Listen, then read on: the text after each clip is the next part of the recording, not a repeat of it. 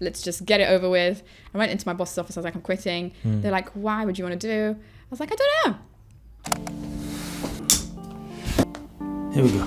Welcome to Damiri Podcast. I'm your host, Damiri. I hope you're doing okay. First, هذه الحلقة بالإنجليزي وفيها شوية عربي. I'd like to thank each and every one of my Patreon members. If it wasn't for you and your amazing love and care for the past 2 years, Damiri Podcast wouldn't have been where it is today. Thank you. If you're new here and already feel like you're benefiting from the content, please consider becoming a member. For as little as the price of a coffee cup or less, you can get access to behind the scenes content and video as well as exclusive updates only on Patreon. Thank you again. This week's guest is Malak bin Hmeda, a businesswoman, entrepreneur, a change maker, someone that managed to bring to life a product inspired by her own unique vision. And in that vision, she made something ordinary a little bit extraordinary. The product she imagined, planned, and produced now sells all over the world, anywhere you can imagine. As we do in every episode, we talked about Malak's journey, starting out, obstacles on the way, achievements, as well as future goals and dreams. I'm excited, and I'm really certain that you'll enjoy this episode, especially if you're constantly thinking of new business ideas or stuck in the process of picking a path, or just simply looking for a massive, really nice dose of inspiration. Ready? Let's do it.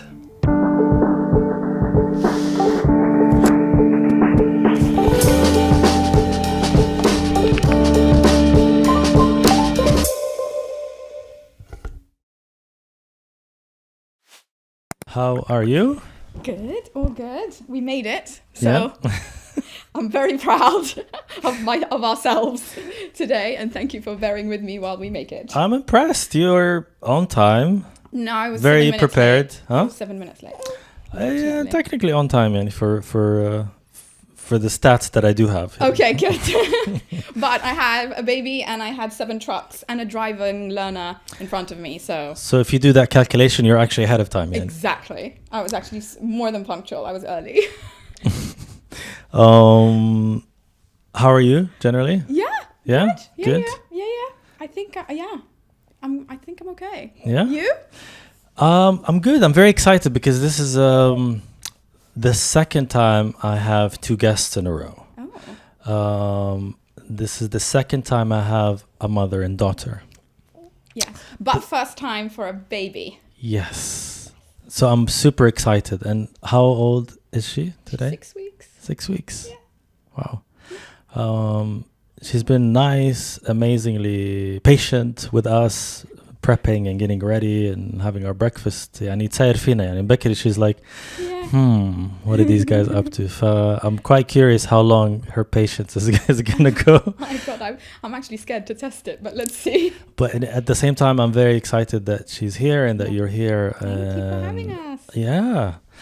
We didn't introduce her properly. No. على فكرة. Do you want to introduce her? Not necessarily dates and private information, but like introduce her. So she's a character, age, name, whatever you know of her. How would you describe her? If she's someone that's, I think she wants to do it herself. Yeah, she actually did speak. So this is Maya. She's 6 weeks old. She was very fashionably late to the world. She was 2 weeks overdue. She normally doesn't cry, but she might be a bit cranky today because she knows she's being listened to. Of course.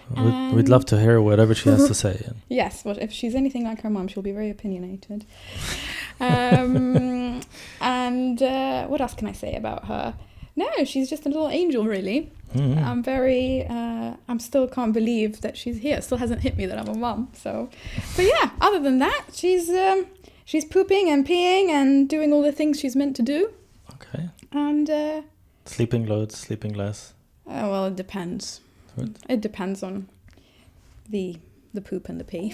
Yeah, just like the rest of us, you know. Exactly. Some days are not like the next. Yeah. They have the same things that we have as adults, you know. If we are not fed properly, haven't slept properly, and have stomach aches, you know. There's lots of obsession of like, are they doing this and how many hours? I'm sure you're having lots of those conversations where you're like, we're all different, right?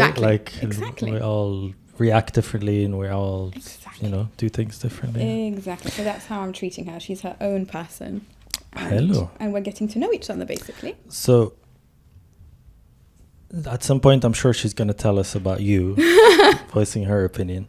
But if you were to give us the bio introduction of who you are, what you do, hobbies, obsessions. Okay. And how short or long do you want it to be? Medium to short. Medium to short. Okay, then I'll give you headlines, and then you tell me which one you want to dig into. Yeah. So, born and bred in Tripoli. Not Tripoli, Lebanon. Yeah. No, Tripoli, Libya. Hello. Yes, from the Highlanders Hood. Nice. Where else? I went to international school while I lived there. Had a lovely childhood by the beach, nice. 2 blocks away from the beach. Had really nice friends, family. Looking back, actually, it was really amazing childhood, nice. Teenagehood, adolescence, should I say, there. And what else? I grew up in a very lovely modern family. Still, they are still lovely and modern, and had some wonderful friends. It's good. So there's lots of consistency in your life. Yeah. Yes, I was very consistent. My mum still has our coffee table set the same way she did when I was like 12. Yeah. So nice. I only moved house twice in my life. My room still looks the same now, and if I went to Libya now, it still look the same. I'm counting the similarities between myself and the person across, but like so many differences. Yeah. Like I moved about 5-6 times in university. We moved house. We did move twice, but in the process, they've sacrificed my room. Oh. So I became roomless and homeless and so many other things. Anyways. No, it's okay. I mean, yeah. No, that's very interesting. No, so that's why So the luxury that I'm kind of sensing that you do have is if you were to go to Tripoli, you'll connect to a lot of things, including your room. Exactly the same. It will be exactly the same. And if my mom even so much as moves like a picture frame, she'll be like, "Wallahi اليوم حركت الصورة هذيك من مكانها." Okay, it's fine. It doesn't affect me. It's amazing. So she actually puts extra care into keeping that consistency. The children's temple. Even my brother's room is the same. It's amazing. Nice. Which in a way would be comforting, because if we were, if it was easy to go back and to go home, it would be the exact same as what it was 10 years ago. Amazing. So you don't have to use a lot of your imagination to recreate that world. Nope. No. What do you do? Oh, sorry. So skipping that bit. So we stopped at my born and bred in Libya, and that was kind of it. There's more to my life. Yeah, that's a big chunk of it. Yeah. Okay. So then went to uni here. Got married straight after uni, like a good Libyan girl, which was not the plan, but it happened. Then moved to Dubai because my husband lived there, and then we stayed there for a few years, and then we moved to back to London. Lovely. And what do I do now? Back to your question, just so we have a gap between, born and bred in Libya and what do you do now? Yeah. So I run my own business, which is something I've always wanted to do. I was just waiting for the right idea. And it's going to sound a bit crazy to people listening, but I own a chewing gum business, basically. But it's much, much more than that. It is. The intrigue. It is. And Tariq will agree, not just because I'm sitting here, but because he actually agrees. I've tried the product, and I'm a bit skeptical in the sense of how pleasurable, enjoyable, and addictive it is. Skeptical in the sense of what's in it. We're going to get into it, of course. Don't worry. And at the same time, you got me thinking and using a product that was never in my attention or radar, if you may. But at the same time, it was never thought of it this is an interesting product that could change something about something. Gum. Gum. It's called Oh My Gum. And it's different to what you maybe, because you might be thinking, what, chewing gum? But it is different in many aspects. Mainly the product is completely free of plastic and synthetic ingredients. So it's all plant-based. Yes. It's vegan. It's biodegradable. So all the nasty stuff you see in the street, that's basically plastic chewing gum that's been thrown. So it's vegan and plant-based. Like, if you elaborate on those, some people might get those confused. Like, why do they matter to you and the product? Well, it matters to me because I've always been a health-conscious pescatarian, let's say, and I adopt mainly plant-based diet. So I wanted a product that reflected my, let's say, habits. It's vegan friendly just because that's something that's on consumers' minds at the moment, so it's important to mention. And it's vegan from a product point of view and an environmental point of view. And it's beautiful packaging as well, but I'm biased, so I'll let you guys decide. No, I agree, and we'll get to see it as well. Exactly.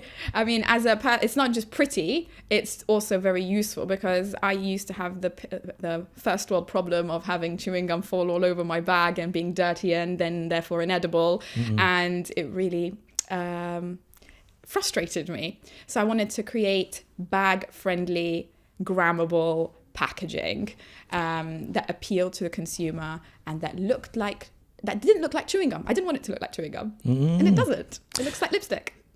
It's so confusingly pretty for what's inside, but at the same time, there is a distinctive feature in the gum itself. The size itself and how it chews is a lot different than your Orbits or your Wrigley's in terms of shape and even scent. So there's a lot of thought. It's not just a packaging gimmick, essentially. No, we're going to dig deeper into that. That's the selling point, obviously, of this. How to come up with an idea, how to sift through your ideas, and how to get into battle to make it alive or create it from scratch. So all of that is coming in further in the conversation. So if you were to summarize, and this is like a 1-minute pitch, elevator pitch or whatever, what is, I'm sure you've said it in a lot of the introduction, but what is your product changing or introducing to the world? What problem is it fixing? The one big problem. And why is it important? It's up to you. You can decide if this is a venture capitalist, which I'm sure you're not really interested in, or your next big client, your next big retailer, whoever it is listening. Yeah, exactly. So the first bit was about it being different. Was that what was the first part? Essentially, is like what is it introducing to the world? What's new about it? Yeah. What problem is it fixing? And why is it important? Cool. There might be the same answer, by the way. It's true. So the problem it's fixing is that, well, it's actually a very basic problem to begin with, which was if you go down supermarket or stand in a queue, look at the chewing gum, it's been the same now as you were when you were a child. It's been really stagnant for an industry that's meant to be very fresh. It's all terrible cleaning product type colors, greens and dark greens and dark blues. And I was just like, this really isn't modern. It's completely outdated. So it's fixing, it's not really a problem, but it's introducing, I would say, something fresh and new from a packaging design and marketing and branding point of view. It's speaking to a different type of audience in a different voice rather than normal chewing gum. The product is natural as well, which is completely different. I mean, some of our listeners may be used to Luban, which is completely different end of the scale. It's one ingredient.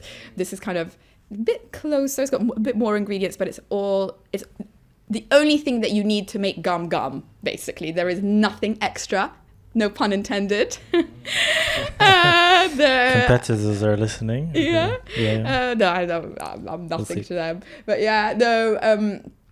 so there's nothing extra. It's literally all you need to make chewing gum and nothing else in an eco-friendly way, in pretty eco-friendly packaging. Because what I'm trying to do is that even if something is environmentally friendly or sustainable or what have you, it doesn't mean it needs to be boring.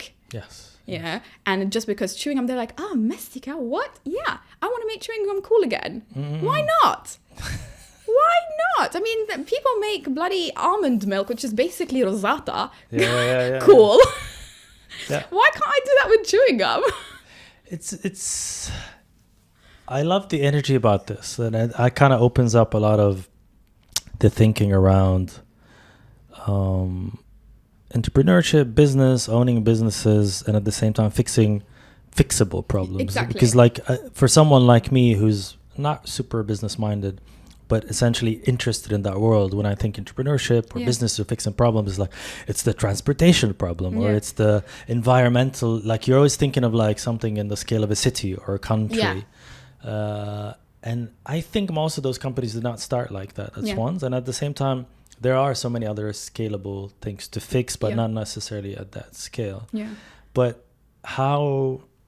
I don't know if I'm asking this too soon, but just considering you did it with that tone is like mestica, which we know. Like, how did you get over that? Because I'm assuming like as you're like, I found it, it's gum, it's gonna do this and that, but you're like, oh crap, they're gonna think it's a silly idea because of that cultural understanding of like mestica. You know, like how did you kick that obstacle away? You know. Well, to me, the mestica response was actually a good response. I was like, great. It means, A, you've never thought about it. B... Mestica is like, people think this is a silly idea. It's a silly idea. Like, it's just mestica. Just mestica. Like, and also, who cares? Why would people buy a premium gum when, you know, you can spend pennies on some very basic gum? And I didn't mind because it meant it was original. You know, fikra asliya. It meant that I needed to... So all great ideas, people need to be convinced about. Otherwise, they would have thought about it themselves. So to me, that was a good one. What was difficult to overcome was people laughing in your face, which has happened. And I am motivated by turning those laughters into I'm trying to think of something friendly to say. Into potential customers? No, not even customers. I don't want their money. I want their jaws to drop in admiration and shock at my incredible success. That's what I want. And then I want all their friends to buy my gum and tell them how great it is. You heard it first. She's fueled by this laughter. Yeah, I am. No, that's great because no matter what new idea you have, it's exactly that process. But you know, you get it in different waves depending on who's listening and what their perceived ideas of that or expectations. But well done you. I'm sure it's not the only challenge of starting a business. No, anyways. Absolutely not. The social pressure is literally the least challenging aspect. So we're taking a little break or detour from business ideas. Oh my gum, which free advertising here. You can feel free to plug in your handles. Where would they buy it? Where can they find out more? So you can find out more on the Instagram page at o.my.gum, so oh.my.gum. And if you want to buy it and live your best life, it's on ohmygum.com, and we ship globally.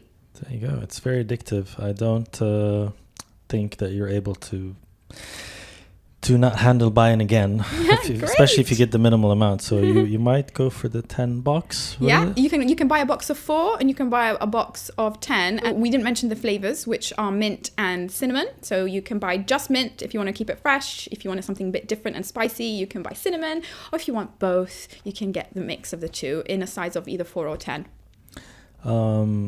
Oddly enough, I hate cinnamon gum, but the balance of this is kind of interesting. Although my favorite, if I had to go for one, are you stocked with mint? I'm stocked with both, yeah. There you go. There you go. You heard it first. It's a long plug, by the way. Just kidding. Very merited. Going into background. Yes. Going into growing up. All of this is try to understand your journey to where you are today, you know. Businesswoman / mom at the same time, living in the UK, working in confectionery, is it? I don't know how to introduce my business yet to people that don't know, because you know, sometimes you meet people and they're like, oh, what do you do? And they're just looking for like a really simple answer, you know, I'm an accountant. Yeah, or like I work in IT, or I work in HR. You want to give them a general answer, and I'm like, oh, don't ask me because I don't. How much time do you have? But that's the beauty of it, because it's a story. Yeah, but it takes time, and like, you know, the person is like, you don't want to force them to be interested in your story when you know they're just asking, you know, for social sake. Casual. So I say normally I own a confectionery business, or I say I own a plant-based confectionery business or a vegan confectionery business, depending on my audience. And then they triggered it from there. Exactly. But if we go back to Libya for a moment, yes, and there's a lot of themes that growing up made you who you are today. Yes. Whether it's being pescatarian/vegetarian, whichever way you call it. I'm kind of vegan in transition, a cheating vegan essentially. I have one day off a month. Okay. It's for health reasons mainly. Okay. But I do understand the benefits of it and how conscious it makes you feel about the world in that context. So I want to get to the theme of like, don't overthink it. Yes. And that's kind of designed in you, or that's sort of your protection shield that you've managed to use to get through that phase of like, انتي vegetarian, خيرك ما درتي شكي, being left-handed وهلبة حاجات, عرفتي? Like, if you take me through that period, that sort of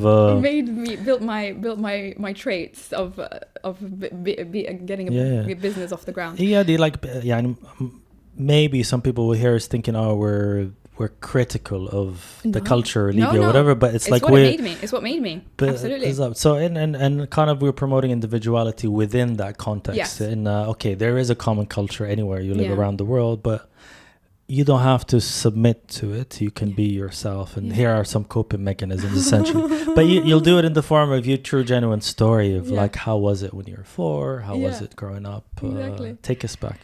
So I'll take you back to the moments that sort of maybe shaped who I am as an adult or as a businesswoman, and it's really, really simple, silly things that you would never think about unless you're discussing with someone. You're like, actually, maybe that was a defining feature of my life. And like you mentioned, I was a pescatarian at the age of 4. So you can imagine in a carnivorous society like Libya, where al-ham like is everywhere, is, you know, pretty shocking, especially at such a young age. And you'd go to people's and be like, oh no, this is, you know, it's not healthy, وهذه هبرة ولازم تاكليها وعزمناك ودرنا لك هيك وهيك. And obviously, it's, you know, people aren't gonna like roast a pumpkin if someone's coming over. You know, they're gonna make you like you have to enjoy it. You have full of meat. To enjoy it. You have to not only enjoy it, you have to overeat it. So I warn everyone. I'm like, you know, and they're like, خيرك مريضة. And I'm like, no, I literally just, you know, that's just the way I've been since I was 4, because I witnessed a خروف being أذبحت في العيد, and that was kind of hit me, and I was obsessed with animals as a child, and that was it. But that simple. So you've been taking decisions since the age of 4. Yes, very stubborn decisions as well. But it was more the fact that everyone you go to will be like, you're crazy. This is very unusual, and the process of not listening to them and not giving in to them kind of builds you up for later on when people are like, Mestica, you're crazy, da da da, you know, then it's fine. And I'm also to me slightly different as well. I was left-handed, and again in Libya I was seen as, you know, the devil is with me at all times, a very fat devil, because he's eating every meal with me, he's obese, you know, like mashallah alayh, this little fatty devil. You're in very interesting company all the time, man. Exactly. But how is he fat? Because I'm eating the whole time with my left hand, right? So he's very fat. Yeah, but you're not eating habra meat وشحم No, but still, I was eating and writing and doing everything with my left hand, and everyone, even my teachers, tried to convince me not to. And it's like, well, it's not like I have any power in this. Like, this is literally my biology. So again, just ignoring. But were you aware? Just if we linger a bit on that, at that early age. I'm assuming the conversation في المدرسة at school and friends and extended friends of their families and stuff is saying this is a bad thing. At home, I'm assuming it's a different conversation. Yeah, exactly. So in your mind, how does that conflict play? Did you have to rationalize and think, no, there's nothing wrong with me. It's just their expectation. Exactly. It's the problem. Exactly. It's more like, well, you're not the one who's going to be uncomfortable. I am. So why should I go through something a bit more like put effort into making a difference to something that doesn't even affect you. Yeah. Do you know, me eating with my left hand has no effect or impact on someone's life except mine. And so I should be the one to decide, is it comfortable for me or not? And it has absolutely no consequence on anyone. So if it has no consequence on anyone, I should be free to eat with whatever, with my feet if I wanted.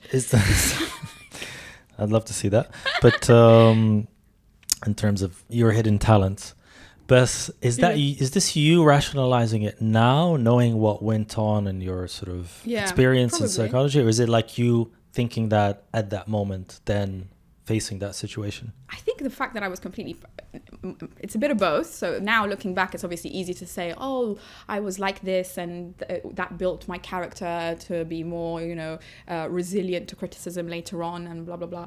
But also I had no power over it, So for example, I could not eat with my right hand, and I did not want to eat a habra because someone else liked it.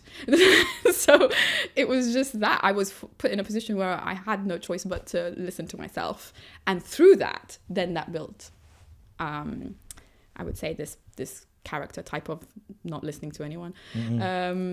And then also later on, so it wasn't just the left hand and the diet, it was more I went and did a very untraditional degree, which was actually before you escaped Libya, which was you're not escaping it very very quickly. You obviously your world at that age, and even I remember myself, and even though like I grew up in Morocco for bits of it, it's always limited. You have school, you have nothing else but school. Absolutely. But socially, as you said, the beach was the escape. Yeah. And that's the sort of the time where you find yourself, family going out, enjoying that. But that's the summertime. But throughout, you had other things that you were obsessed with. Yes. What were those? It's gonna be a very boring answer. Which is actually, it did, thinking back now, it probably did shape some of my thinking. I watched a lot of TV because I had no extracurricular activities as a teenage girl in Libya, so I studied a lot. So it was good. It gave me good grade at school, and in my free time I just watched a lot of different TV. And back in the day, you couldn't record and skip adverts. You had a lot of adverts, right? Yeah. Which actually makes me think that that's what made me more oriented towards marketing and branding, and really being passionate about brands and the voices they have, because that's something that I was basically fixated on. You're also obsessed with animals. So. I am obsessed with animals. I am. But I don't know if that was a mixture of TV and also the fact that I grew up with a lot of animals, which again is very Libyan, because in Libya you have them to protect you. Yes. Right? Yeah. Whereas I had them more for me than for protection. Like, not protection, like more for my... So how many were you in charge of? So we had at one point 5 dogs, minus the puppies that they had, because, they reproduce. Then we had cats on the roof because the dogs were in the garden. So we had about 10 cats. 10. Busy house. It started with 1, but my grandma likes to feed cats. My grandma lives next door. We're connected by a garden. So I spent a lot of time with my grandma. So she would throw tuna balls and sardines up the roof, which gathered all the cats of Highlandulus up the roof. So we had a lot of cats. Okay. I had a hamster. 2 tortoises for some reason that were given to me as a gift. Oh, wow. And we had 19 birds. It started off as 2, but again, they reproduced. So you had no time to study, basically. Like, it's just like a feeding lovely frenzy. Animals, which was, again, people would be like, oh, you're crazy. And 2 of those were actually rescue dogs. So we actually rescued them off the streets. That's nice. Yeah. Do you have any animals now? One standing. Oscar. Yeah. Oscar. Old lady, poor thing. She's got PTSD from the stuff that's happening. It's a dog, right? So it's a dog, yeah. We thought she was a guy initially, because we were told by the person on our farm that it was a boy. So we called her Oscar, Oscar. Yeah. Then when she came home, we figured out that she was not a boy. And she was a girl, which was completely fine. Oh, so she's not here. You're talking still in Libya. Yeah, no. Unfortunately, London is not very pet friendly, but no, in Libya the birds have passed away. So have the hamster and the tortoises. I think the cats come and go. They linger, but the dog, there's only 1 now, and that's Oscar. Wow. Yeah, but yeah, we're a very animal obsessed household. Yeah, no, so. we had For a while, we had a dog for a long period of time, and then we had a parrot. I mean, she had babies, about 12 of them. We adopted a parrot for a bit, Cuckoo, Yeah. as every parrot in Libya is called, Cuckoo. Ours was called Kasuku. Oh, there's a twist. 12 years, actually, he lasted. And it just, it was very, very tough seeing him pass away because you almost seen him age. Yeah. Yeah. And he got really sick at the last phase. But, like, he's an impeccable company. Like, he can really fill the house. And I remember for a while, because we used to travel to Morocco a lot, and that was an obstacle for us. You can't really take him. So we left him with my grandfather for a phase. Yeah. And when he came back, like, he picked up a lot of conversation from him and the voice. So it's almost like having this random cassette tape, right? Like, that records back and forth, and it builds a connection between... I'm sure that's what the animals were doing with your grandma. Yeah, exactly. Sort of exchanging moments with her. Yeah, exactly. No, it's interesting. And I mean, love them, miss them. It's very weird now being in a pet empty household. I have to say I'm super impressed by Maya. We've been recording for 43 minutes. Wow. She voiced her opinion on a few things, but very, very gently. Yes.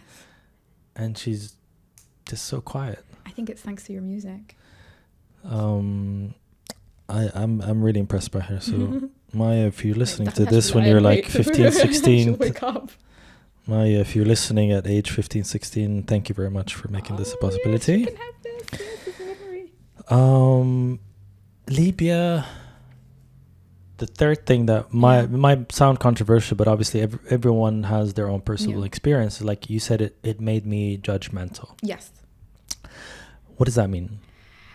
I think it was, by the way, the previous summary was great. You did it better than what I have done. I'm glad I basically gave you my story and you summarized it beautifully. But yeah, thank you. That was great. It was resilience and what was the second one? Lack of hobbies, which you developed. Lack of hobbies, which worked in my favor because I developed other skills. Yes, that was it.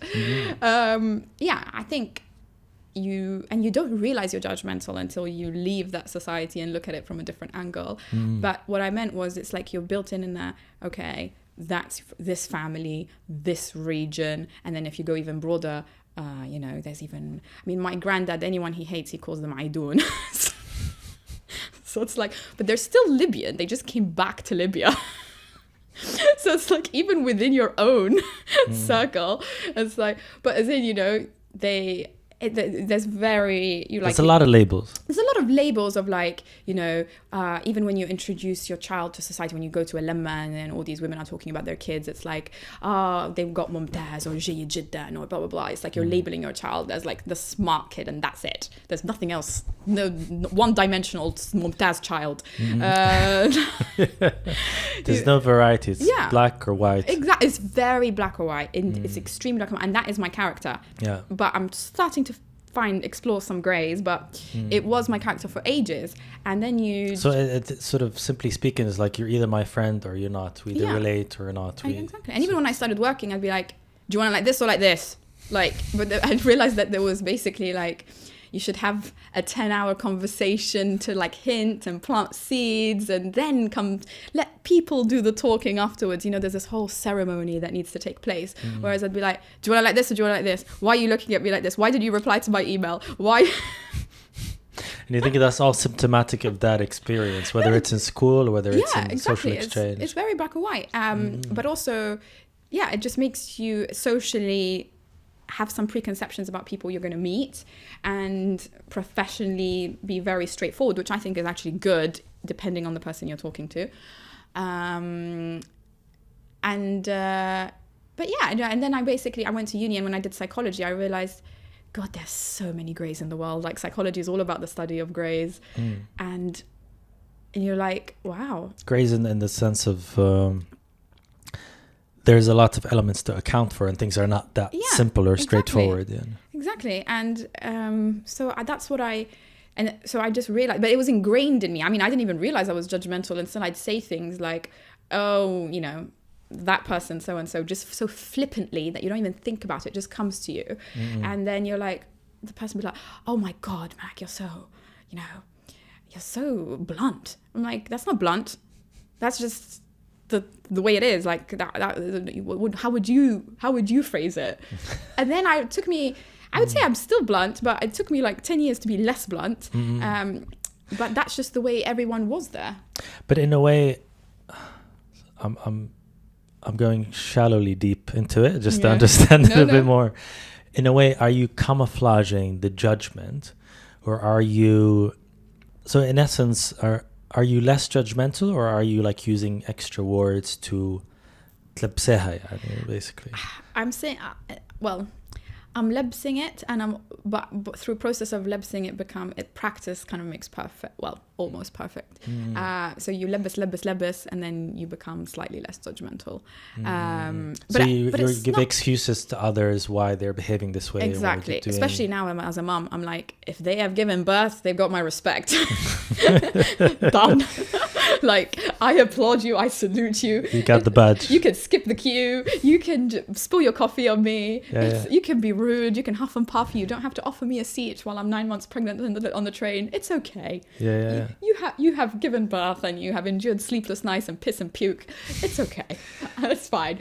But it's more about preconceptions. Like, you go in and you think, that person is like this, and therefore I'm going to speak like this, or adapt like this, or I may not even speak to them at all, or because they're not, the same, they're not like-minded individuals. So there's space for extra understanding in your mind of why are they this way, and where do they come from? Exactly. And to try to think, okay, yeah, exactly. Why is it that they think like that? So like, for example, before, if someone who I felt was too, it's funny because I was judgmental and thinking others were too judgmental. So I'd be like, no, they're too judgmental, I'm not going to speak to them. But I was judging them and doing that. So it's just being like, just chill, who cares? No one cares that much about you anyway. So just live your own life, and it's fine, and be very open-minded when you speak to others. You have a lot of interesting themes that you live by, don't overstress it, don't overthink it. It's okay. No one cares about you. There's a big one that's like shocking, but related to business. It has depth in actually making you think seriously and not seriously at the same time. I'm not going to say it now, but it's coming up. So we covered the studying element. You mentioned psychology. You don't have to dwell on how that came about, but it's an interest of yours. But culturally and lifestyle and massive chapter, how did you adapt to the change? Coming to the UK, studying. I don't remember if it was with your brother or on your own في البداية. No مرافق. No مرافق. No, مرافق free. Nice. So in your mind, like, how did that opportunity come about, and how did psychology come in? So like academic life, new country, new you by yourself, like this big chapter at what, 17, 18? Yeah, 18. I don't know if I was just lucky enough to make friends quickly, but I didn't. My mom was telling me before, when the first day of uni, she was like, it's okay if you cry, darling. عادي راهو أنا بكيت وأنتي حتبكي. It's okay. Just know that's super normal, and you'll be absolutely fine, and it's only going to be a matter of time. I didn't shed one tear. And my mom, to this day, she was like, why didn't you cry? I'm like, I thought you didn't want me to cry. I was just like, it's okay, mom, thanks, bye. Was that the prep for you to like actually cry? I don't know, maybe. I think secretly she wanted to like see some tears, Why didn't you cry? I don't know. I just went with the flow, and the flow was great. And that was literally it. I didn't overthink it. It was like, you should see it as this is an amazing chapter, new uni, new friends, a new venture, new environment. And I wasn't, I don't know. It just happened. You just let it happen, and you don't overthink it in terms of like, oh, I'm away from home. Like, I had friends who were living. Did you do any research into like what to expect living in that country? Have you traveled there before? Yeah. I used to come here quite a lot. Okay. But again, I was always with like family members, and I wasn't a student living alone that had to feed myself. Yeah, but maybe there's a familiar element. It's not complete sort of a closed box for you. But I didn't go to uni in London. So I went to uni. My uni was in the middle of nowhere. Where? In Surrey. Sorry. But in the middle of nowhere in Surrey. Like, we were 10 minutes away from a graveyard, but it was a very pretty uni though. But so death and life. No, it was fine. It was good. But Surrey's like what, big landscape, greenery. Very greenery, yeah. My lots of greenery. It's definitely not city. It's just like quiet. It's very quiet. And everyone, so people who went there didn't live there. So they would all go back and be like, oh, I miss my family. And I'm like, you're 40 minutes away from your family. How can you miss them? I'm like a 3-hour flight away from my family, and you don't see me moaning and crying. And yeah, you just get on with it. I don't know. You just sink or swim. Definitely. I swam. You definitely swam. I can see that. But what was the major? Just if you had to pick one, what was the difficulty? Was it the food? Food. It was the food. My God, having a home cooked meal. Yeah. It was so hard. I basically, in the first year of uni, I just had a microwave, and no kitchen facility there. We had a microwave, a toaster, and a kettle. So you had to be creative. Someone got very creative, boiled some rice in the kettle, and blew up the kitchen. Literally blew up the kitchen. We had. But I didn't have to get that creative, so I'd have to just have like. Did you end up eating that meal? No, oh God, no. I just had microwaved meals, and when I used to like go to a friend that had a kitchen and make something and put it in the fridge, they'd steal it. Oh wow! So I started making tbayakh because English people do not steal ethnic food. So for anyone going to uni, put your bzar and your filfil ahmar and get the tbayakh rolling, because no one will steal exotic ethnic food at uni. It's too risky for them. So that was a lesson. But honestly, it was the food. I was so hungry and just ate lots of crap. And it was just so good to eat normal food once I went back home. I'd be like, yeah, it was just normal basic needs in life. If we jump to your business story, like obviously you said it very casually, in the sense of like, I found this idea, it worked for me, I got excited, which is the sort of very short opportunity that we gave as an introduction. But if we really zoom into the business story of why this idea makes sense and why does it make sense to you, take us one step back from the corporate world that you lived in and your impression of it, and your dreams coming into it, which is, I remember you're like, my dream to be at that particular stage was, or throughout, to be a high-flying CEO. Yeah. And then I went through the motion of doing that world, and I came to another realization. So take us to the steps swiftly from graduating uni to oh my gum, essentially. So you want the in-between bit? Yeah, but summarize. But I want the real in-depth of like basically hunting down this idea, identifying it, and just making it happen. Cool. So after graduating, as I've always wanted, I think it was the TV that I was watching in Libya during my lack of extracurricular activity time made me really want to be this woman in this, successful, power dressing, looking immaculate, owning it. And then you don't realize that in TV, basically you have a whole crew of stylists. Oops, she's making an appearance. Wait. Oop, oop, oop, oop. It's okay, darling. It's completely okay. I think she's processing that thought with us. Yeah. So I wanted to be that, what is now referred to horribly as the boss lady or girl boss. Girl boss, I think it is. Anyway, it's a horrible term. Yeah. Because it makes anyone that goes to a meeting on Instagram #girl boss, and then all of a sudden you're like, you literally just went to a meeting. It's okay. That's your job. You're not a girl boss for doing your job. So anyway, I hate these over fussy labels. Yeah. But that's what I wanted to be, basically. Sorry. That's sort of coupled, I guess what you said, by what you watched at the time, and at the same time. Is that the conversation in uni as well? Although like you studied psychology, it's not like so many people were like obsessed with business. They weren't obsessed with business. So my first job that I did was psychology related, and then I got out of it because, as amazing as it wasn't obsessed with business, and it wasn't very me. Then I went to something that was super corporate and meant to lead me to this ideal woman on her sofa in New York with her beautiful Persian cat and immaculate apartment. And I realized it was far from it. TV is very glossy, and I shouldn't have set my expectations and ambitions based on that, and that the world was because essentially what you have to do to get that world is not the stuff that you want to do. No, not at all. Not at all. Like long hours in the office, working for stuff that's not really interesting to you. It was, for me, it was more the fact I didn't mind the long hours. I mean, when I started working in my super corporate job, I was doing 8 a.m. till 7 p.m. Okay. So it's very long, which I didn't mind, and that was on a short day.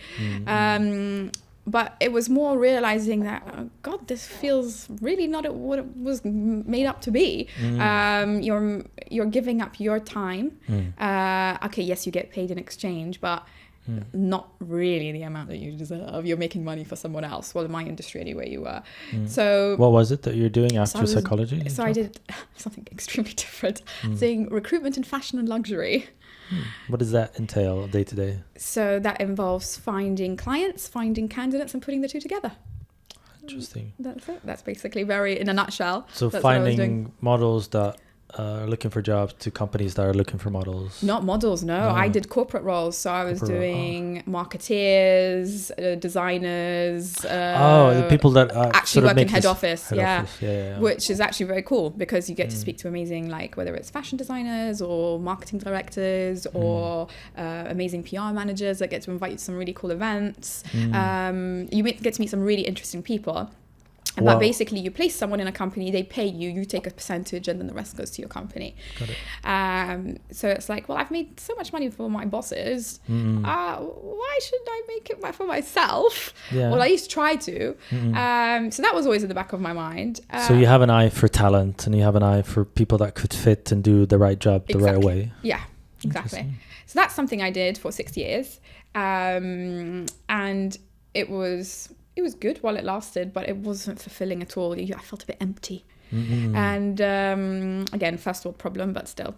I was like, okay, I want to, start in Libya. Again, growing up in Libya was one of the good things about it was it really normalizes opening your own business. Like, it's not like, oh, Hmeda entrepreneur. And no, it's just like this guy is, even if it's something as simple as like a plumbing business or like tomato hokka business, it's just a business, right? And it's so normal for them to have some, they don't make it this big deal, like, the highs and lows. It's just like, this makes sense the financially, and there's a need for it. And you just set up a business. So anyone that could figure out the numbers could be a business owner. Yeah. And you've seen it a lot. People engage in commerce like left and right. Exactly. And it's not to be like on the cover of Forbes. It's just someone who owns their business and makes a profit that allows them to support themselves and their family. And that's what a so-called entrepreneur is. So it's not something that you had to figure out. It's something that you've seen. There's lots of examples. Exactly. People in the family do this. It's normal. My friends, my parents of my parents' friends, my parents themselves, it was normal. And sometimes lots of people in Libya do what now is referred to as a side hustle.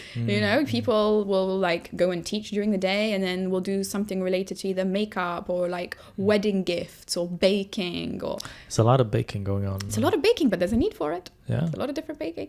But never thought of that. Never went classical baking. No. I enjoy it, but it's not my talent. No, I'm just trying to crack this obsession. Like every other person I know, they're really good at it, of course, but it's always the trend, if you may, Well, I enjoy it, and I do find it actually quite relaxing, because it's like you follow a set of rules, and it comes out a certain way. So there's something quite nice about having a sense of control, even in a small. So we won't see you on the British Bake Off. No, unfortunately not. No. This world got to you in a way that you're like, looks pretty on the outside, but from inside it's definitely not for me. And then, so what happened next? And then I've been thinking about it for a while, and then I just said, okay, actually I'm going to quit, which was very unlike my character, which was to have a plan and to go by it, or to at least have some sort of idea as to what route I would take, or at least secure something. Nope. I just went, YOLO. Sorry, peace out, I'm out of here. And they're like, what? I'm like, yeah, I'm just going to quit. And again, people would say, you're crazy. Which I was, but I just did it. It's what felt right. I don't know why that particular time it did. But like at the same time, if I zoom into it a bit, is it a lot of pressure? You're like, I need a break, or you're like, I'm keeping up with the rhythm, but it's all samey, and my soul is just drifting away, and I need to think about this. Therefore, I need to stop this to actually absorb it. It was more, I need to stop this, because if I don't, I will go home, go to the gym, watch Netflix and sleep, and will not work on the idea. So I needed to make time. You need to create the space to actually think about the next chapter. Exactly. Yeah, exactly. I needed to think about what I wanted to do. But how long were you thinking of that? You know, like it wasn't like spur of the moment. It was like, that's it, done. I need a break, or like. Well, the idea had been brewing for 2 years, but action kind of came in literally the day before. I was like, I'm gonna do it tomorrow, and my husband was like, what? I was like, yeah, I'm just gonna do it tomorrow. There's no point thinking about it. Let's just get it over with. I went into my boss's office. I was like, I'm quitting. They're like, why would you want to do? I was like, I don't know. I'm gonna run my own business, or maybe do something else in a different field. And he was like, are you sure? I'm like, yeah. And he's like, what ideas do you have? I'm like, I don't know. I've got something scribbled on a note in my phone, but we'll see what works. And again, you're sounding crazy. They think you've had hit your head on the way to work or something. Well, obviously your boss will think of so many ways to discourage you, obviously, but like your husband, what was he thinking? Was there a shock? Was there nervousness? Was there... I'd been talking about it for a while, so it wasn't a shock in the sense that I want to quit. It was more the shock of I want to quit and have no backup or have no idea about what I'm going to do. It's just I'm going to quit. But luckily he's very supportive. So I quit, and then I had a few ideas, narrowed them down to 2. One which was related to my industry, one which was completely new, which was the chewing gum. And all I had written was literally millennial gum. I had no idea of the concept, the product, how to make gum. I just didn't like the way gum was. And then I kept putting this other idea which was related to, But if I remember correctly, sorry, not to create more work for you, but I remember there was 20 to 25 ideas. It's not like you're like, one of the two, let's flip a coin. There was a lot of processing. Yes, there is. So I had, but then I realized that having ideas is the easiest part. We can sit and talk about millions of ideas now, but it means absolutely nothing unless someone does something about it. So the criteria from the 20, how did you make the jump from the 20 to the 5, let's say, or from the 20 to the 2? What was the narrowing down process? Either too much effort or I don't love it. So there were a lot of techie related things, and then there's the thought of the process of doing some sort of app or some sort of technical thing that was beyond my world. I was like, nah, screw that, take that off the list. So it's a very easy mechanism to get to zoom in and to... Yeah, can I do it? Because the whole point was that, okay, I want to do something that at least I have some impact over, or I can share my experience or knowledge or some sort of skill at least. You have access into the world. Or the field. But I didn't know anything about that world. I just felt like, okay, I'd have an idea, but then I'd just delegate it to every single person. It would just be the idea that would be mine, and then it would be executed by someone else. So that was my criteria. It was how hands-on can I be with the business that I set up? And then when it came down to 2, it came down to which one am I thinking about day and night, nonstop, boring people to death about it, talking about gum. And then until I drove everyone crazy, and then I brainwashed them all, and now they're all, oh my gum converts. But I didn't even have a name. I didn't even have a name till 2 months later. I just had this idea, and then I worked around what is gum made of? Where is it made? What's the competition like? So I ordered... Did calling it Millennium Gum narrow it down in terms of what it does and who it's for? Yeah, it was more for who it's for and how I wanted it to be designed. I wanted it to be I wanted it to look like a beauty brand. I didn't want it to look like a normal confectionery brand. So that's what I meant by Millennial Gum. I wanted it to look good. And I wanted it to be, I just wanted it to look good, and I wanted it to target sort of a millennial audience. That was it. But it developed into so much more than that.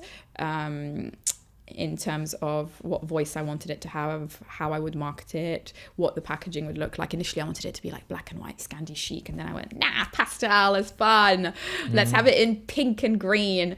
And it was we had a horrible name initially. It was called Mystic Gum or something ridiculous, because my mum was like Mystica, but mystic. And it's element, and it's closer Arabic. You told me she's a listener. I don't like dissing listeners. We're not dissing. My mum gave me great feedback throughout the process. Listening, I'm not responsible for what Malak just said. No, my mom actually was the final decision maker when it came to packaging. So she was like, "This doesn't make sense. No one can read this. It's too small. Get this one." It's not dissing. It's so much sort of you having a clear vision of what it should look like, and you take bits of the feedback and incorporate it into elements of it, but not like word for word or exactly as it comes. Like you have an open mind. Yeah, you definitely you have a clear vision. Yeah, like initially I was going to call it OMG, like OMG and then UM, but then people would call it Om Gum and they thought it was a yoga gum, which I didn't occur to me until like 5 people told me it's yoga. I'm like, how can you think of this as yoga gum? Can't you see OMG and then UM? And then you literally had to spell it out for people. Oh my God. Like that you had to spell it out. And that's funny because I initially thought, if we have OMG, like it will really stand out. But people were reading it as Om Gum rather than oh my God. Do you know what I mean? It's really funny. It's really strange, and you never think that. So really being open-minded about those aspects. And I became obsessed with how it's made, what the market is like, what the potential is for it. And I really enjoyed myself during that process. It'd literally be like a 12-hour day. And all I had done was look up the history of chewing gum and it felt like a minute. It was really fun. And I wanted it to be fun. In a way, you didn't choose something that is within the world that you've worked in and know so well, but at the same time you use the elements you've learned.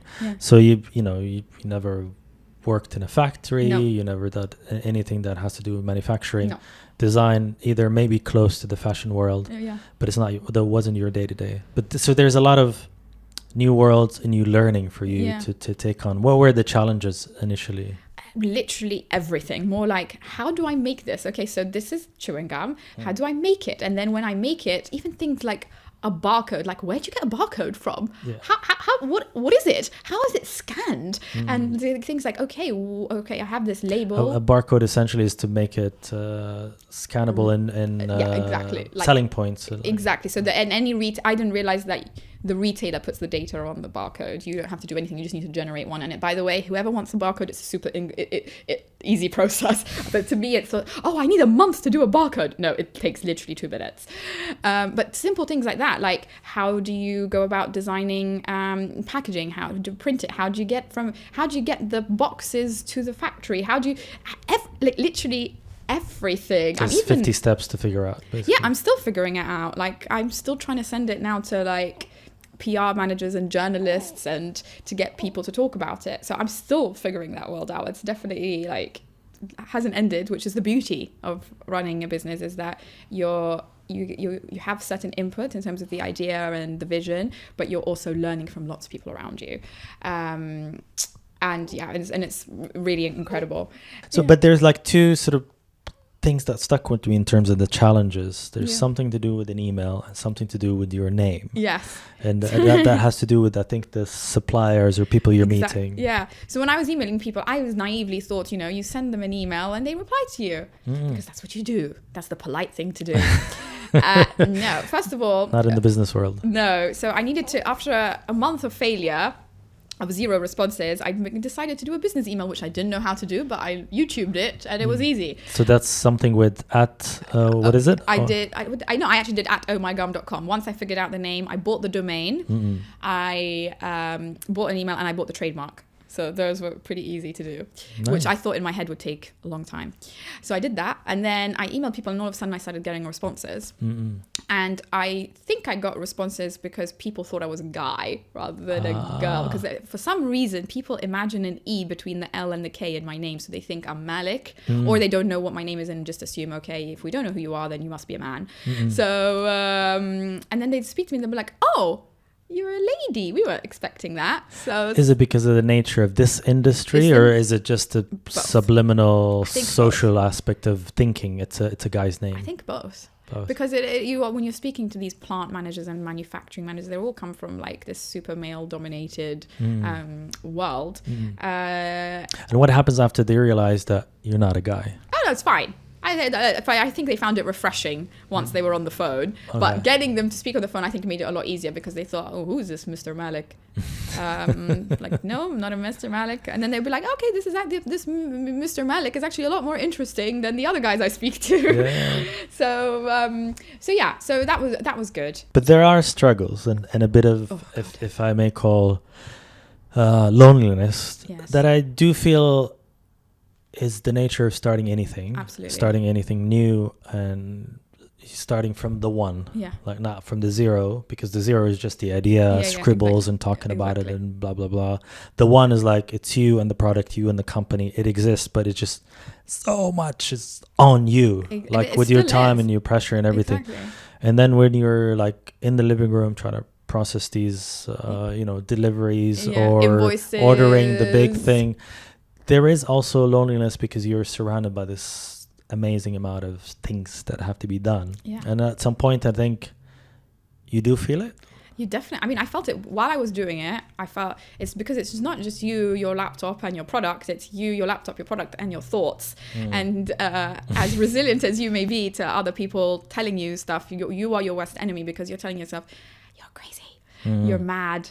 And then all the self-doubt. It's not going to work out. It's not going to work out. Or what on earth are you doing? Just get a real job and, just have an easier life where you come home at a certain time. You can switch off at a certain time. And what on earth are you doing? Like, this is so far away from, there was the woman in the Galaxy advert with her beautiful dress and her beautiful Persian cat and her lovely, immaculate sofa and tidy house. And here I am with my old MacBook, which hasn't been rebought since 2011.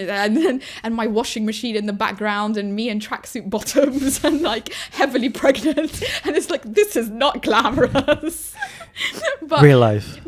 But it was, even despite that, I was still enjoying myself. But there's part of you that thinks, are you mad? And is this right? And putting that to the side. Just the monologue constant. That is the worst bit, I would say, and the hardest bit. Because even though it's not like I'm doubting my products or my business at all. It's more doubting, am I the right person to drive this with your skills and experience and your background? And you have to talk to yourself and be like, it's a lot easier to be hard on yourself than it is to be your own cheerleader. So it's getting that inner, encouragement that you need. Actually, put that to the side, just focus on the work you're doing. How do you mute it? Is it a certain exercise? Is it just catching it, or is it just listening and ignoring it? It's a real effort, to be honest. I still haven't mastered it. One thing I'm doing is I have a phone and a note on my phone that says oh my gum wins, where every day I write one thing that I'm happy about for the business. And it could be something as someone wrote an email saying they loved my product, or I got X amount of likes for this picture, or I spoke to someone I haven't spoken to in ages because of, just the nature of my business. Just like the diary of the business, the positive stuff. But it's like I write one positive thing, and even if it's something so small, at least when I'm having, the doubtful moments, I look back on it and I'm like, okay, actually, I was okay. I've had a good month, I've had a good day, I've had a good week. It's fine. And it forces you to focus your attention on something positive, because every day you're thinking, okay, what is the one positive thing that's happening? And sometimes it could be more than one, and I just have to pick one. So it gets you into the process of, okay, stay away from the negative and focus on the positive, because that's another piece of advice that a fellow businessman told me, which was, he said, the biggest tip I can give you is to stay positive. I was like, really? That's the biggest tip you're going to give me? Sounds so generic. It's so simple. It sounds like your yoga instructor. Yeah, just be positive. I was like, really? He's like, yeah, that's the hardest thing. Everything else you can figure out. But it's true, because positivity comes from you and you alone. You have to be that positive energy for yourself and for your product and for your business.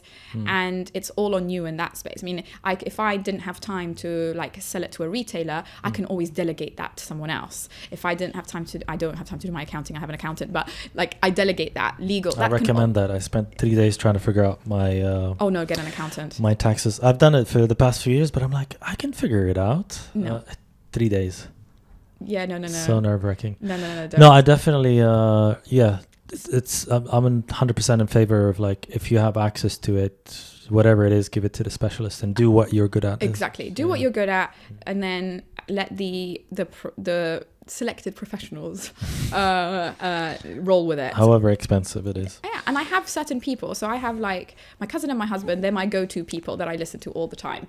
So they're like what I call my mini board of directors. So like I go to them with an idea and they'll be like, yeah, you're mad. I'm like, are you sure? I'm like, yeah. They're like, it won't work because of this and that. They're very brutally honest with me. Oof. And then they'll say, or they'll tell you, because sometimes you don't notice when it's happening, but you can be slightly influenced by other people's all the time judgments and etc. So because I tell my cousin and my husband, okay, before I even speak to anyone, these are my original thoughts, this is my idea, they'll say to me, okay, cool. And then after 2 months later, I'll be like, oh, I want to do it this way. They'll be like, no, but you said you wanted to do it this way. Why are you steering away from the original idea? Like, because so and so said this, and I'm thinking, they're like, no.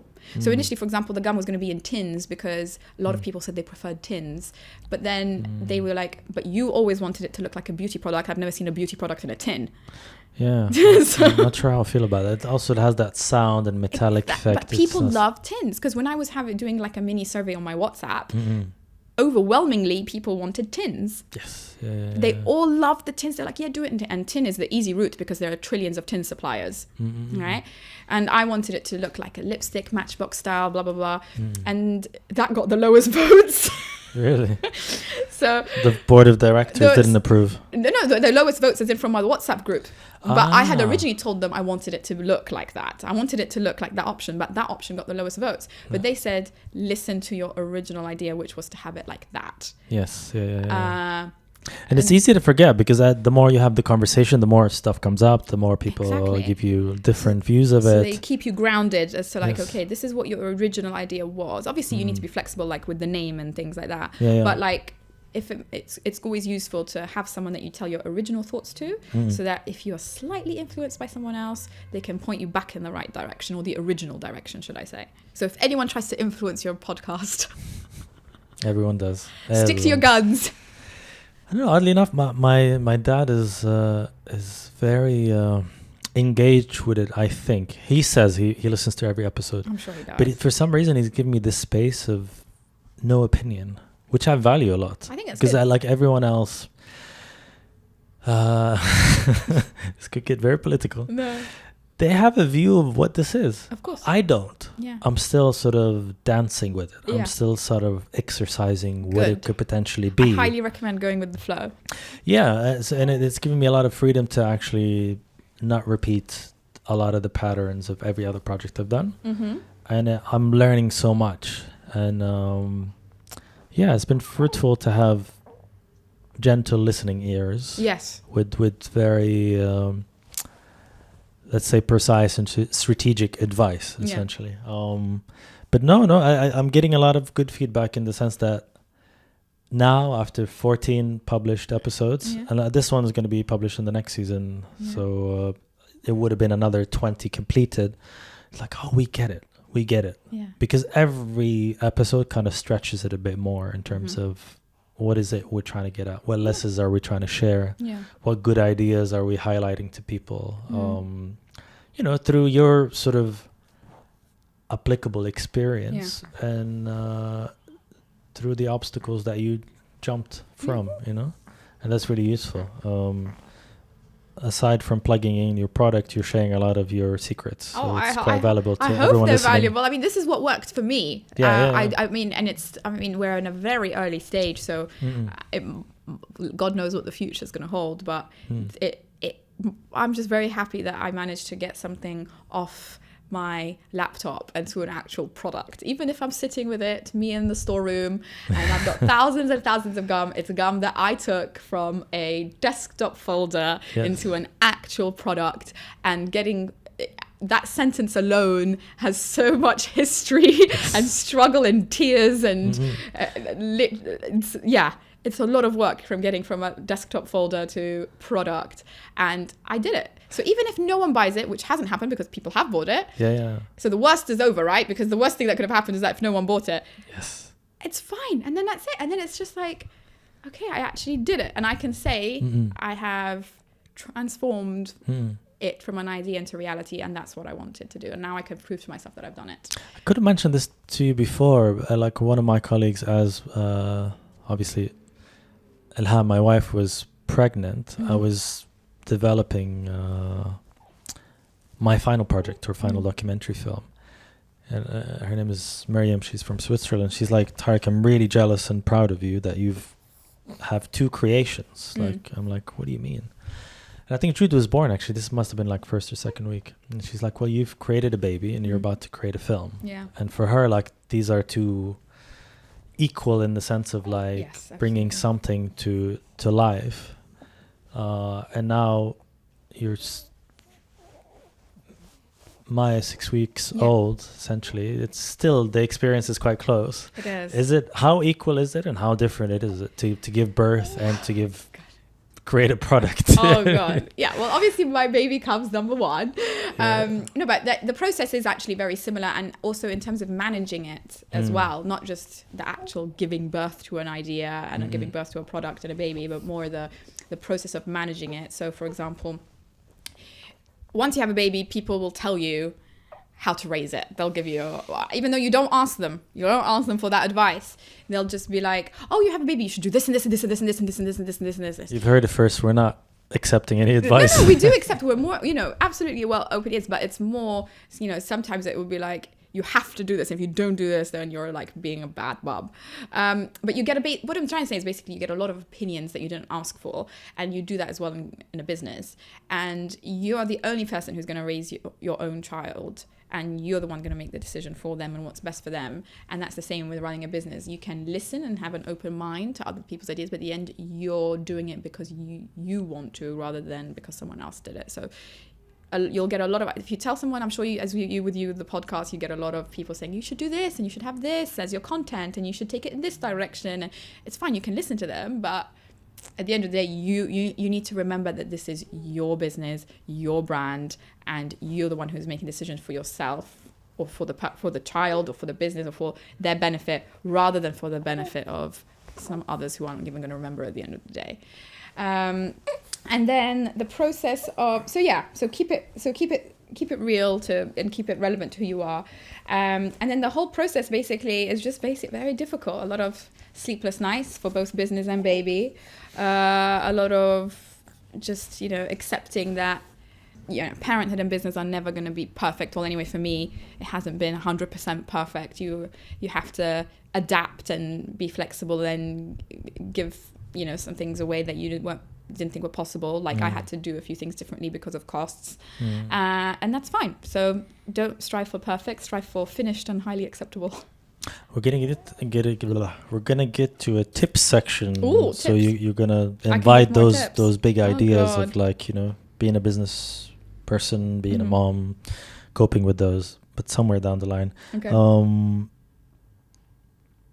This is a very demanding sort of situation you're in, like your time, your own money. There's no investors throwing in or introducing this and that to you, and I think you're not interested, based on what I know. Yeah.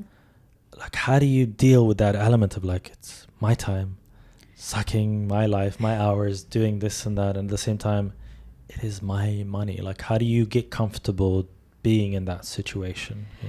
Yeah, well, 2 things. First of all, I enjoy it a lot. So for me, it doesn't feel like that kind of pressure. There's always a self-doubt, but I never think of it in terms of time and money. Like I could spend like 4 hours looking at like the positioning of something on my packet, and it would feel like 2 minutes.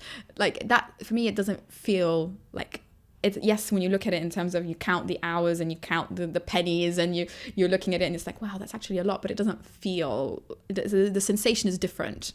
So the joy you get from it as you do it is completely different as if you were doing it someone else, yes. or for someone else or for another role. And second of all, I think you just, you only live once. So just whatever, spend it wisely, your time and your money. Spend it on things that you want to transform, and tawakkal ala Allah, and that's it. So in a way, it is what you do as part of leaving a mark, and whether that makes crazy money, it doesn't. Still, like, you're very excited about it. Yeah, I just want to basically know. Look, if I ever, 10 years from now, I want to look back and say I started something. That's what, and I managed to fight my internal negative voice and did something about it. I overcame it, and I took something and got myself out there, because that's another thing about having a business. You have to, you can't present yourself as this perfect person. You have to go out there and say, I'm starting a messy care business and I'm thinking about doing it in X and Y and Z way. And, initially you have to spread the word with clients, with people, and you really have to put yourself out there. So like before, when someone asked me, be like, what do you do? They'd go to my husband, they go to my friends, they do the rounds. So what is it that you do? What is it that you do? Oh my God, they're going to ask me. And that was before I even had the gum ready. And I would say, I run a chewing gum business. And they're like, oh, really? What does it look like? I'm like, I don't have it. It's in the process. But I would say it in such a low voice, like, I run a chewing gum business. And be like, what? I'm like, I run the...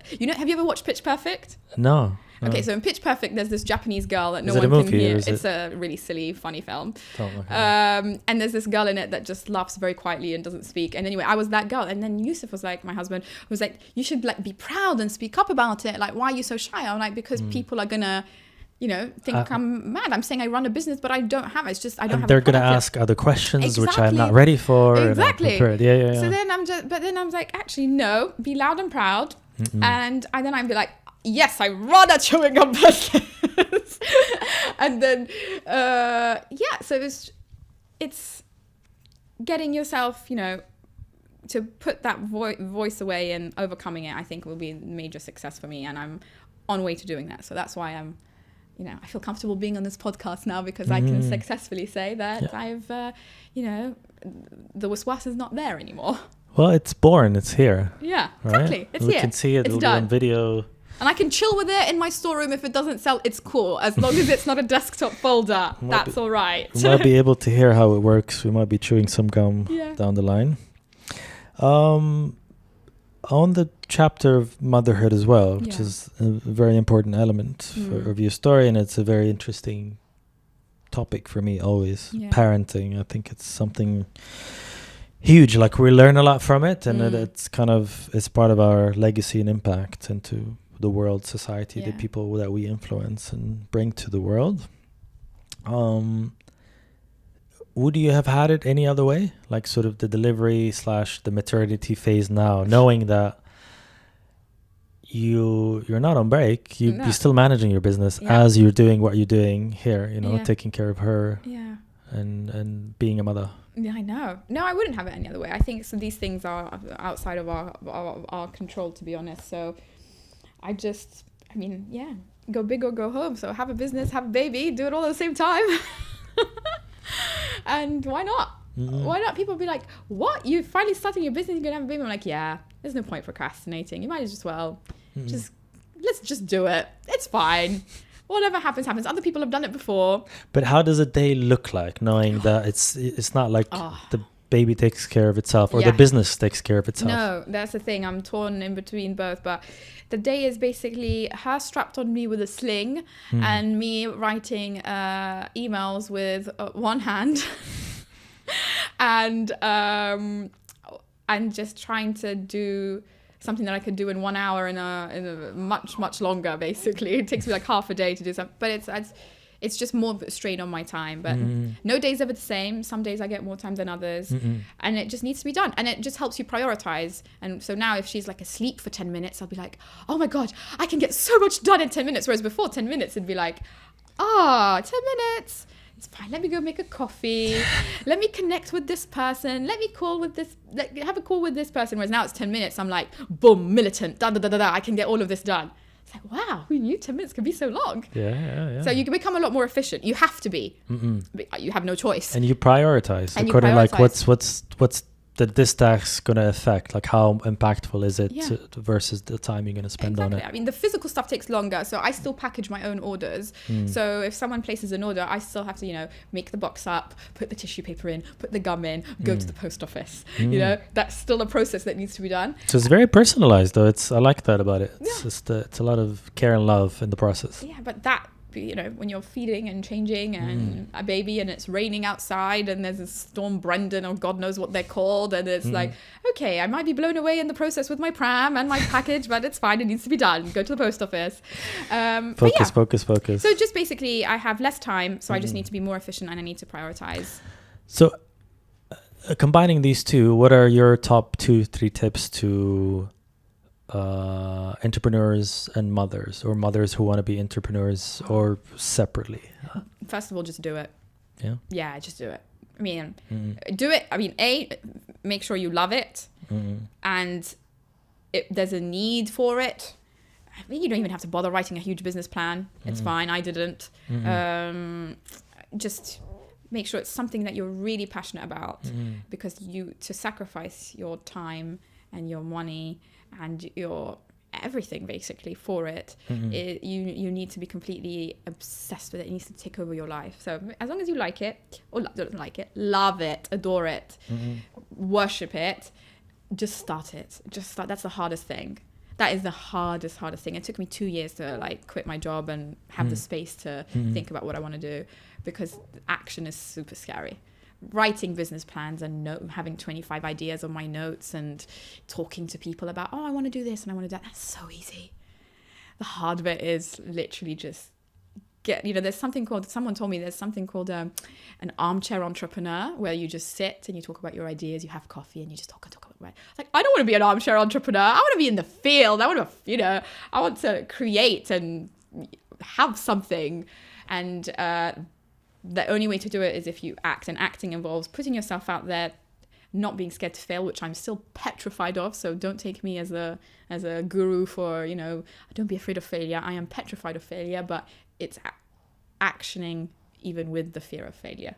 Just do it. And I'm assuming that doesn't go away even if your business is 10 years old. No. I'm still scared. Yeah. I'm very scared. I think there's one thing that you always obsess about is have it finished. Don't worry about perfect. Exactly. Just finish it. So like you said, the trend of baking. Don't worry about I don't have this particular sugar to make this particular type of cake. Just find something else that does the job and just bake the cake. And as long as it's cooked and it's edible and it's, highly acceptable and ideally very delicious. And it doesn't hurt your stomach. It doesn't hurt your stomach. You've taken into account food intolerances, allergies, all of that. You've baked it. You haven't sat there writing a recipe for something that you're never going to make. Is there anything to summarize Oh My Gum in terms of the process of creation, or anything that you want listeners to know about it before we hit on to the more sort of routine-y bits of what I usually ask, Well, it was fun. It's a lot of fun. That was number one. So that's I described the process before and now as a lot of fun. It actually connected me with a lot of my friends and family, because I started talking to them about my idea just to get their input on certain areas. So you don't ask someone, what do you think about general? But you ask them a very specific question about an area that you value their opinion on. So if someone has an eye for design, I will ask them a design question. I won't ask them randomly. So what do you think about Oh My God? I ask them very specific. What do you think about this design? Could it be A or B or C? You go to them with something specific. So it really connected me with my friends, because I was speaking to a lot of different people to get their opinion on a certain specific topic. Again, you don't take it as religion, but you just take their opinion in mind, and then with that you decide. So it was fun. It connected me to a lot of people, and at the same time as being very lonely as well, which is interesting, because you're working at home with your laptop and your ideas, and it's just you and your thoughts, and it's very, very lonely. So it was lonely, I would say, at the beginning. So fun, lonely, and just really exciting, because I see it, it's like when you have a baby and you're like, oh my God, I can't believe you're going to go to school and go to university, and you're going to be speaking, and I'm just, that's how I look at my product. I'm like, you're my little baby, you're currently 2 flavors, God knows what you're going to be, am I going to expand on the mint range? Am I going to have a whole new a whole new set of flavors? Am I going to have collaborations? What's this going to turn into? How's it going to evolve? And it's just so exciting, because you don't know. Well, no one knows. It could flop, or it could massively succeed. I don't know. I think but it's the second. Sounds like your enthusiasm and excitement about it makes it very exciting because it's like, oh my God, I can't wait for it to do this. But at the same time, you want to enjoy it. So yeah, fun, lonely, but connected me to people at the same time. I don't know if there's a word for that yet in the dictionary. And third, very exciting. It still is very exciting. Next move or like goal for 2020, and then let's lead with this one. Goal for 2020 is very simple. It's literally to grow my customer base from in terms of my business clients, grow my site, go orders from my site, and manage to raise my daughter at the same time. That's my goal. And in between, if I can like get dressed and get out of the house in semi-decent clothes and see people, then I'm happy for 2020. That's my simple. Lovely. Simple goal. If we do big jump 10 years from now, what would you be doing and what would the business look like? So, something on a personal level, something on a business level. I don't know. No? I don't know. And I think that's the beauty of it. I just want it to be big. I don't know what big will look like. We'll see. I just want it to be, my goal with it is simple in the sense that I want to make an income from it. I want this business to be my sole source of income. I want to be, financially happy by working for myself in a business that I've created with a product that I love. So whether that's making, £10,000 profit or 100,000 or whatever, that's fine because that's like, I've made every single penny, which is such an amazing feeling. And every, what you get out, what you put in. So it's a beautiful feeling. So for me, as long as I make a profit, ideally a lot of profit, but as long as I make a profit that I can live off, I can actually say this business sustains me, supports me. That for me is an achievement. One thing I didn't ask, obviously we're thinking orders and people able to order online.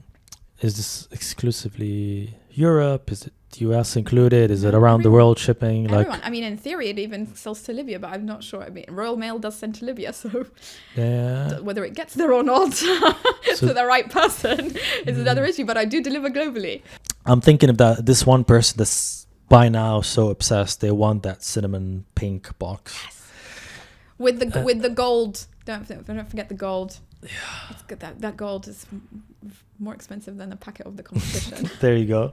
And they get onto the website, they order, is it shipping one standard and it delivers? Are there other options of shipping if that's not guaranteed? So in the UK, you get either the option of express delivery or standard delivery. So express delivery is pretty much next day. Yeah. Standard is up to, I think, 3 to 5 days. Yeah.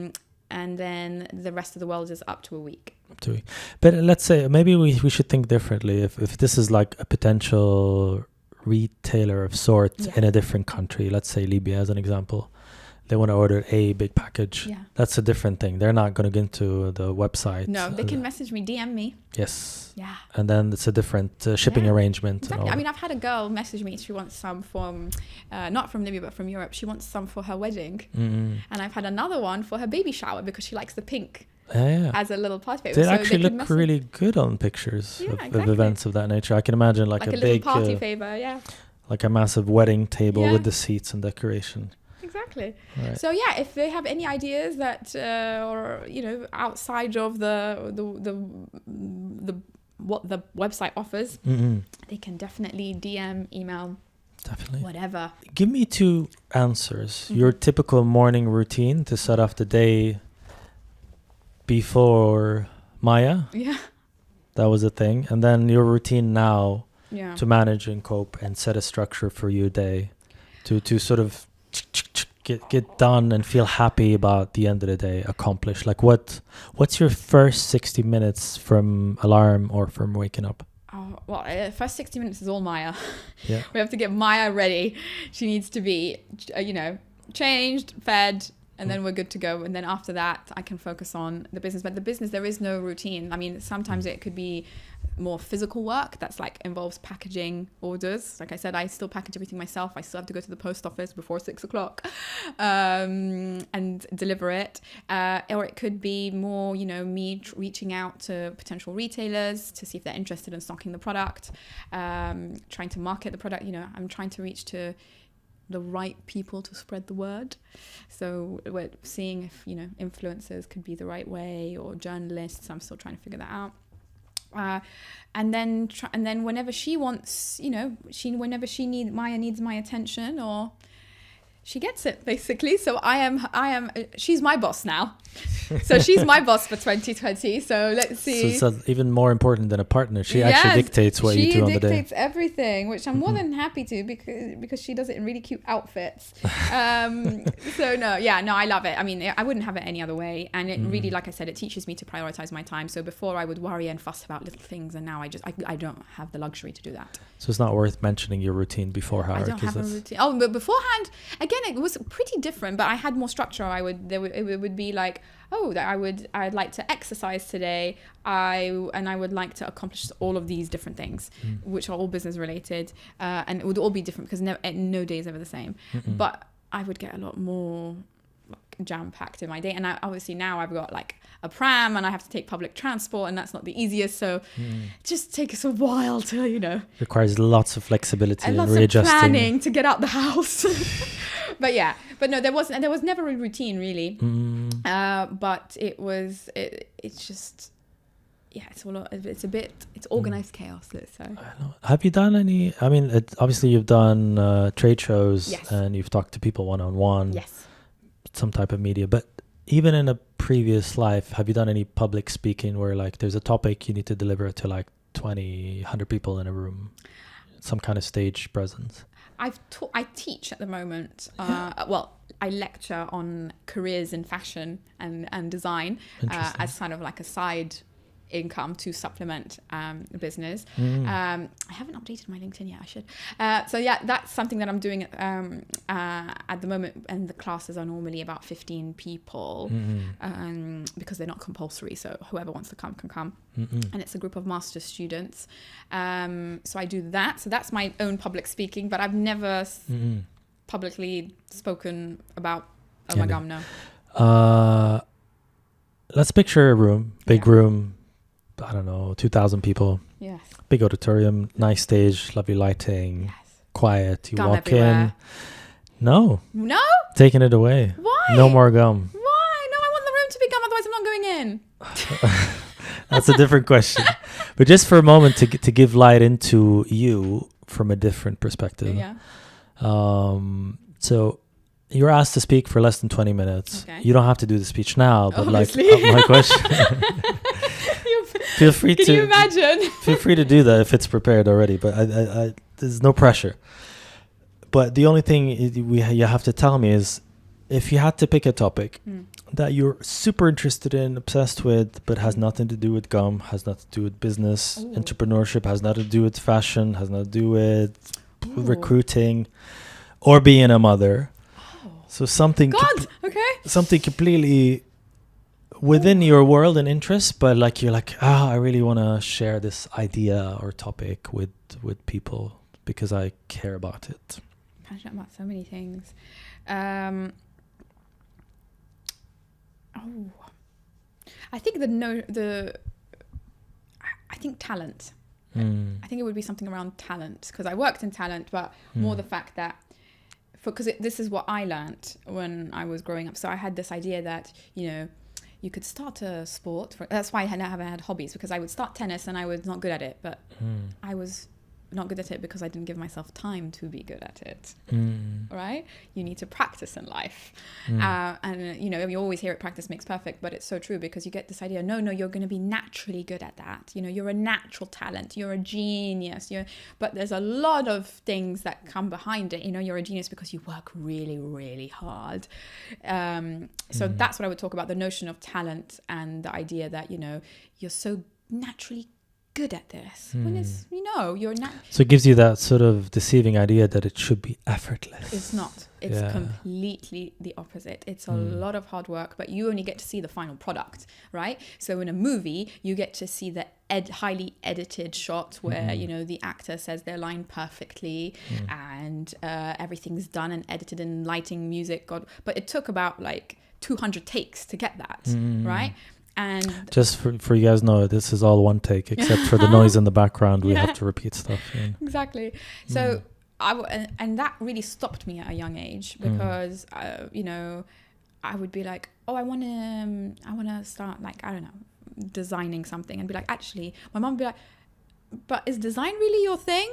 For example, again, my mom was very supportive throughout, but I mean, I'd be like, oh, actually, maybe it isn't my thing. No, it's not. But like, it's fine if it isn't. The idea is... So essentially your idea is to give yourself freedom to try again, practice again, and test before you decide that I'm good or I'm not good. Exactly. Like, don't think, oh, just because I'm not good at, which is what I know, it sounds so simple, but you know, people will be like, oh, that he or she is a naturally athletic person. It's like, no, they like ran, like when I was training for my race, I did a 10K race 2 years ago.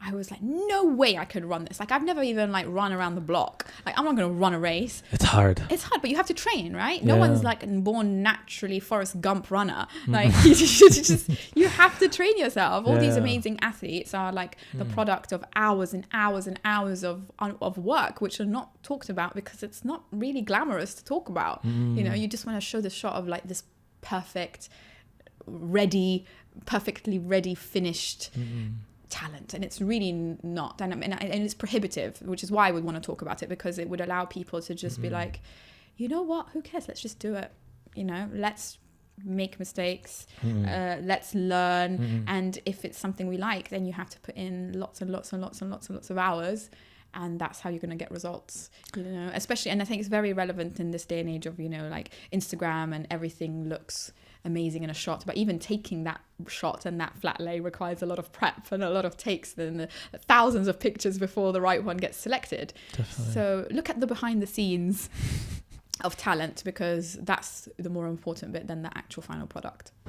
And it's definitely worth it. I mean, you said two different things to the same meaning. The first time we met, you said the very scary thought that we're all gonna die anyways, and today you said we only live once, so they're free to pick one, I think. Yeah, no, definitely. Because at the end of the day, you know, we get so consumed by our lives about at the end of the day, things that are very small details.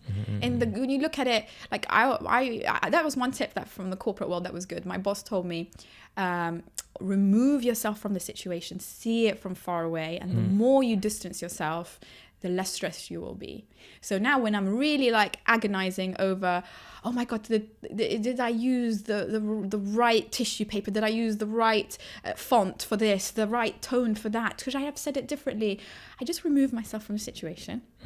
Slowly zoom out. And you're like, it's okay. You're like business meditating. Like, this is the practice on, like, I use the Calm app a lot, and I posted on Instagram as well as part of the story. And it is all around that simple idea. It's like, okay, the thought is going to come in. Like your sort of autopilot brain is going to bring those. There's nothing you can do to stop that. That's always full on automatic, at different sort of energy at different moments of the day. The only thing you can do is like, you can hear it and let go. Exactly. Hear the next one and let go. Like, everything needs to process, and then you need to practice the art of not reacting and making something out of it. Exactly. But it's going to happen anyways. So last question. Tell me. Green or pink? Like mint or cinnamon for you? Ooh, do I have to give you an answer? Can I tell you dependent on the time of day? Yeah. Yeah, because like in the morning I feel a bit more cinnamony, because I have like it's more like related to my breakfast foods, so it's like a continuation of my breakfast. I feel like I've had a really long breakfast. For example, if I had granola, I feel like I've had cinnamon granola afterwards. And then afternoon, after lunch, I like mint. Nice. You know, I feel a bit fresh. So it depends on the time of the day. Thank you very much. I think I've covered it all. Is there anything you... Yes, you. Are you mint or cinnamon? Mint. Like, I have to do mint. And obviously, I'm quite biased. I love the color green. So I think your branding is working really well for me in that category. But no, you gave me both, and I've managed to finish both in like 48 hours. We have a convert. Amazing. Definitely. One last question to promote me. Oh. If you don't mind, is I guess it's a two-part question. Like, if you had listened, what was interesting for you to listen in the podcast? Another question is like, why did you agree to the idea of coming on the episode? Whichever point of it you want to highlight.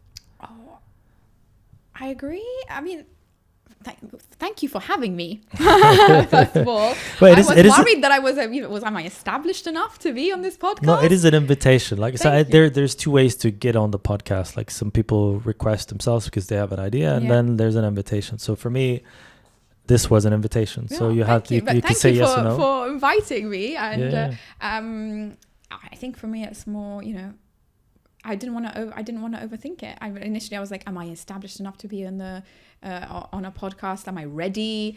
But you know what? I was given a wonderful opportunity and I took it. And then voila, here we are. And it's been fun and I'm so happy I did it. No, it's been really fun and very informative, actually. It's making me think of all the packages of 25 ideas that I've completely dismissed. I need to look through my notes to see like detox. Which ones. Have an idea detox. Be like, no, yes.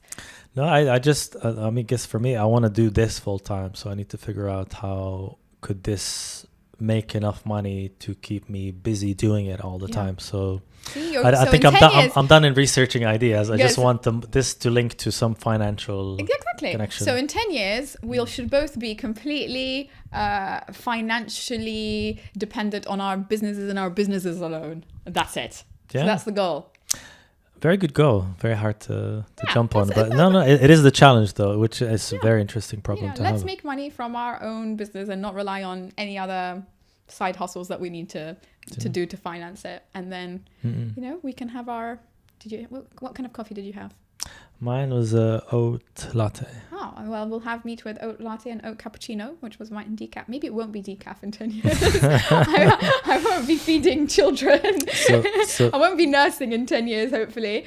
So on the 31st of January 2030, we both need to do a little check-in together. Yes, exactly. Thank you so much. And honestly, I'm so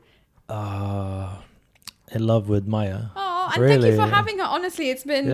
I know you have to, you know, you were very accommodating and your music actually put her to sleep. She's still asleep. So well done. Maybe, I'm going to take your playlist on Spotify and basically have it before bedtime because it's done miracles. I don't guarantee that they're all good with sleep, but like some of them would do. No, again, thank you and thanks to her whenever she gets a chance to listen to this. She's a lovely daughter, I have to say. You lucked out. And, all the best to you. Thank you. This is it for this week. Thank you for watching. If you want to support my work and get exclusive content, have a think about subscribing to my Patreon. There's also my secret podcast, extended interview, and Q&A. See you next week.